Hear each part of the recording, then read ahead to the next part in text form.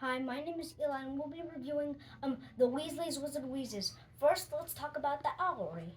Okay, the owlery is really cool at the front with the cool door, the sidewalk, the mailbox, the sign, lights, owl, and another sign. Now, let's talk about the Weasley's Wizard Wheezes. It has a lot of windows. This little sign out front, more windows, the sign with the hat, more signs, a lantern, and yeah. Now let's look inside. We have this pumpkin pastels machine thing of I think Fred, and then over here we have the Umbridge stand thing, Ginny, Ron with shoes on.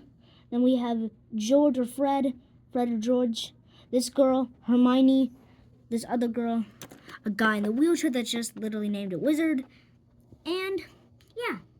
Okay, and that's my review for the Weasley's Wizard Wheezes. Like and subscribe. Goodbye.